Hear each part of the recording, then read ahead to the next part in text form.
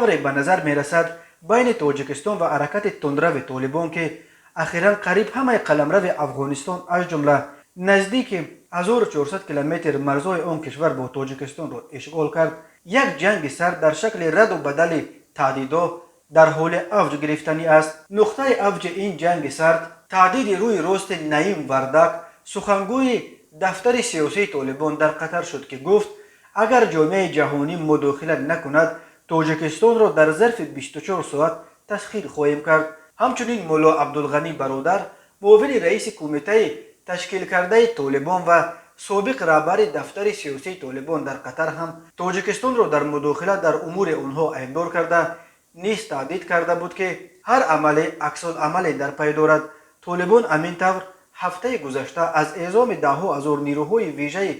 لشکر منصوری امارات اسلامی در 3 ولایت با تاجیکستان از مرز تخار، بدخشان و قندوز خبر دادند. لشکر منصوری این بتالیون مرگ طلبان طالبان است. ذبیح الله مجاهد، سخنگوی طالبان، وقتی اعلان جابجا شدن لشکر منصوری در ولایت تخار را نشر میکرد بدون ارائه جزئیات زیاد نوشت ده‌ها هزار نفر از نیروهای ویژه لشکر منصوری امارات اسلامی در تخار با هدف رفع تهدیدهای امنیتی و دیگر تهدیدهای احتمالی جابجا کرده شدند. همچنین طالبان جنگجویان تاجیکی انصارالله را گویا باز به مرز بدخشان فرستادند و آنها هم ترددهای را جهت آمادگی به عبور مرز تاجیکستان روی دست گرفتند. بسیاری این همه موج تهدیدهای طالبان به دوشنبه از جمله اعزام نیروهای ویژه به 3 ولایت هممرز با تاجیکستان یک نوع پاسخ نمایشی به موقعگیری شدیداً مخالف دوشنبه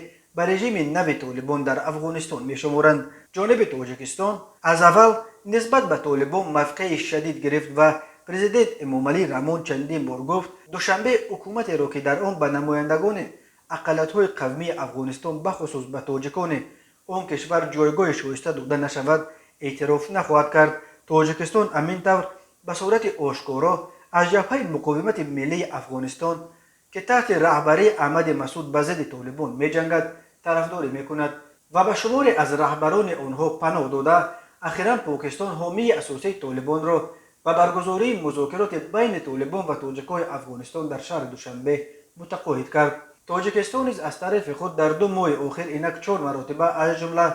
2 مرتبه به واسطه در مرز با افغانستان سفارایی نیروها و پرادهای حربی برگزار کرده است.